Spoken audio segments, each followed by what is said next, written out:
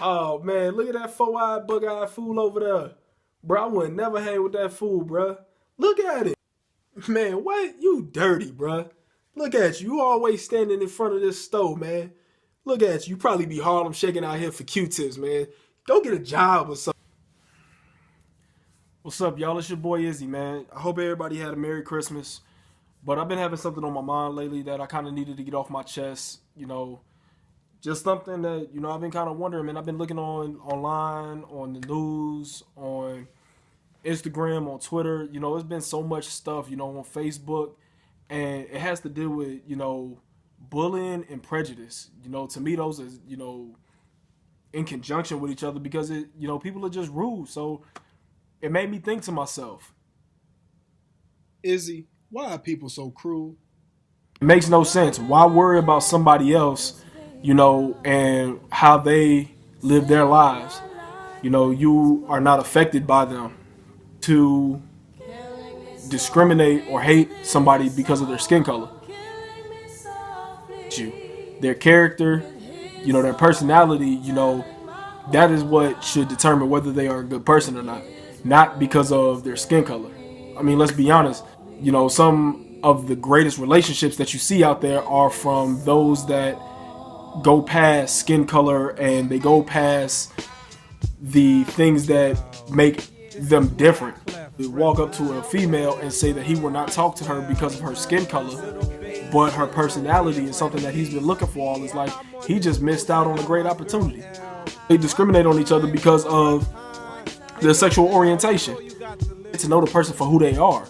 It's not gonna benefit you to hate them because of who they are.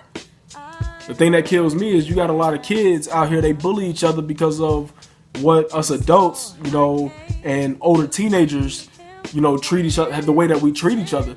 Who sit there and criticize young kids for getting into fights and bullying each other when you do the same thing on a daily basis. It may not be to the same magnitude, but you still do. Everybody does it. I'm not saying that I'm a perfect saint, but I see it every day. You go to the store and you have somebody hating on another person because they were born with a deformity, something that they cannot help. The leg is shorter than the other. So what? They're a cool person, they're into the same stuff you're into, but you don't want to hang with them, or you want to push them off to the side and not let people know that you're cool with them because of something that they cannot control. Many guys, many girls, they miss out because of something that has happened to them. I've seen a few females, look at guys that they won't talk to because they may walk different, they may talk different because of a car crash or an accident that occurred when they were younger, and vice versa for guys towards females. To get to know one another. This whole country is messed up because of all the hate, all the racism, all the prejudice, all the discrimination, all the bullying, all that on news. And we see guys, shooting up schools and shooting up movie theaters and all that stuff, but we criticize that individual. Let's go back. What made them want to do that though? Did the shooting out in Colorado? Everybody started making fun of him after they seen who he looked like because, of his orange hair and everything like that. That's not necessary, you know what I'm saying? I'm not condoning his actions. But at the same token, what led him to that? Were people bullying him? Being abused at home? Basically that's a form of bullying. Control over another individual. We never know what the situation may be. Bully or prejudice somebody because of something that they can't control. I'm not gonna say, I can't sit here and say that I've lived a perfect life, and I can't say that the next person that I know has lived a perfect life. There may be things that they go through that I would never know. There's a difference between joking with your boys, joking with your girls, a little joning session, a little roasting session, whatever you want to call it. That's cool. But when it goes to the point that you're hurting somebody's life to the point that they want to commit suicide, they want to end somebody else's life, we got to do better than that. And I'm not just talking, from the kids on up. We got to go from, the top to the bottom. We got to start with ourselves, me included. I'm not going to say that I'm a perfect saint, that I've been able to read people all my life. You know, I might have made fun of people when I was in high school or in middle school. Me, you know, if I look back and I was to think about it, I'd be disgusted at myself. But there's people out here that, you know, they're poor or impoverished. You know, they cannot provide the things that we take for granted. Come to school with dirty pants or ripped jeans. And the first thing that we think, oh man, they dirty, you know, they nasty, they're sick, they're disgusting. Let's take it back. Might come from a single parent home. Mom's working 2-3 jobs just to provide. He has 3 or 4 brothers and sisters. You know, he may be 13, 14, or even younger, and he's trying to work himself. And this is all they can afford. Everybody that knows me knows I'm in the shoes. And I can't criticize somebody that doesn't have the same type of kicks on that I got. I don't know what their financial situation is. I don't know what kind of things they're going through, what kind of, you know, emotional or spiritual demons they got. We have to take into account what differences they could bully us about. I mean, I personally know a couple of guys, you know, brothers out there that they talk about people all the time like dogs.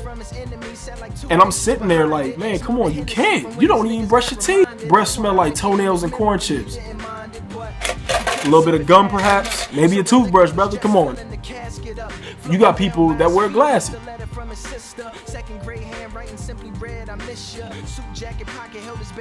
You know, y'all want to make fun of people because, you know, they may have lips like this.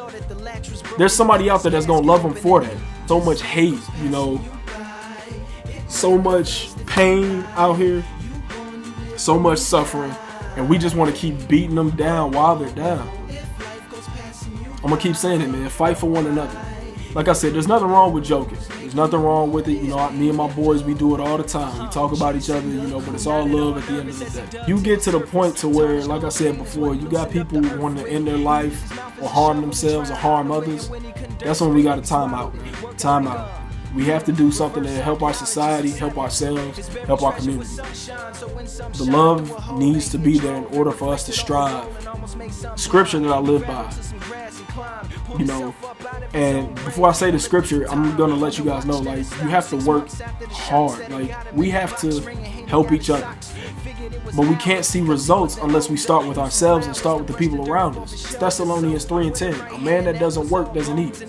And I write that on my arm before football games every game. Stop the bullying. Stop the hate. Stop the pain. Shout out to my fam, FMBK Clothing. You know, shout out to my girl Tate. Shout out to my boy Bezo. We're a movement, man. Like, the clothing line speaks for itself. FMBK, forever my brother's keeper. Always remember to have your brother's back, have your sister's back. Because in the end, if nobody has their back, they don't have yours.